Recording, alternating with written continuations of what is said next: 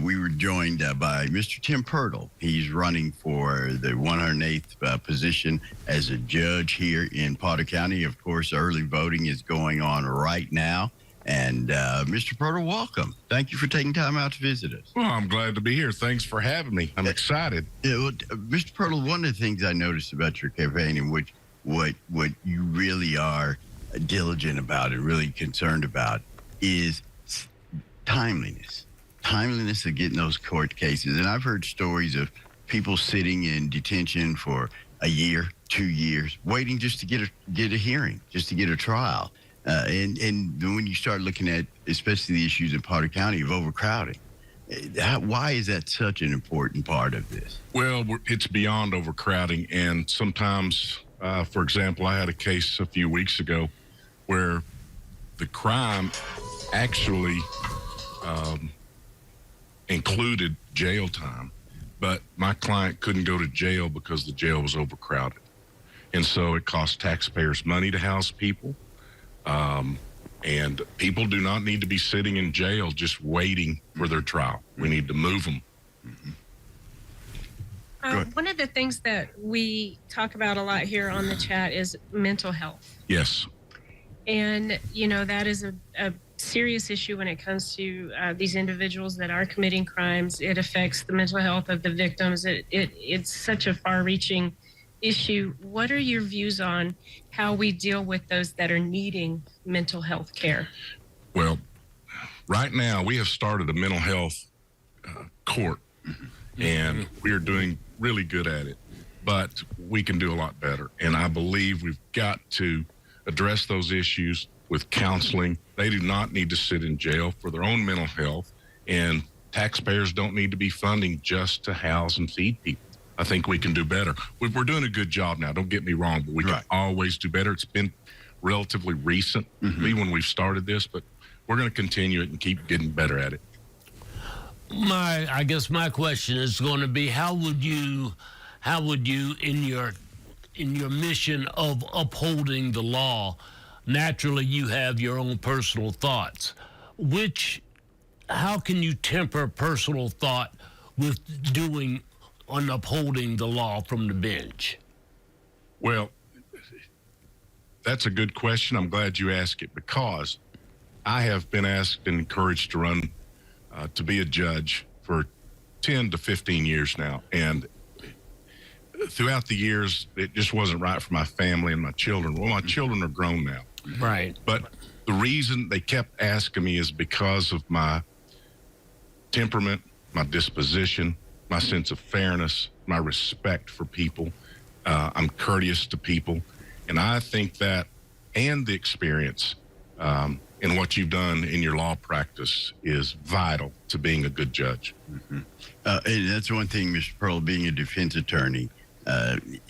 Will you bring a sense of compassion also to the bench? Absolutely. I've been doing this for 33 years. I have tried everything from a capital murder case to a traffic ticket, robberies, aggravated assaults, simple assaults, DWIs, you name it, I've tried it. And so, you know, there are mitigating circumstances. Sometimes there are not. You know, sometimes you see people that it is what it is. This is their fifth go around as a felony, and that you shouldn't tolerate that behavior. But there's some people that just make a mistake, and I truly believe that people shouldn't be judged on their single worst act. Mr. Pirtle, one thing as you talk about is, and what's a concern to me being a veteran, is the veterans courts. And also, piggybacking on what Rhonda said about mental illness, some of those self-medicating issues, you know, the drug abuse. You say you want to take a holistic approach to it. I would dare to say, basically, you want to take a common sense approach to it. That's exactly right. In those courts, we have a veterans court as well, and a drug court. And you've got to combine those because they're so interrelated. Yeah. And they're, you know, mental health issues, you know, sometimes that's the root of the criminal offense. Well, we need to correct the why and the cause and get to the root of the problem instead of just punishing people. Right. If you don't solve it, the behavior continues. It just reiterates. It's cyclical. Yeah. Yes. Go ahead, Ms. Ron. Well, how can we improve the ways that we can help get to the root? What things do you see that need to be put in place that we don't have? More counseling, a system designed to where you just don't have the standard punishment ranges, or not so much the range, but what you should do. It shouldn't be, well, if you commit this, you go to jail for 180 days. You go to jail for 2 years.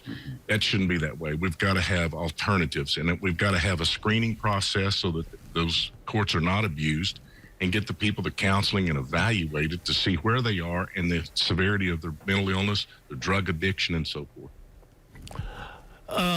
Speaking of same, does not the hiring of counselors and this extra mental health thing, doesn't that add to the cost of keeping the suspect or the person in jail? I'm sorry, would you repeat that?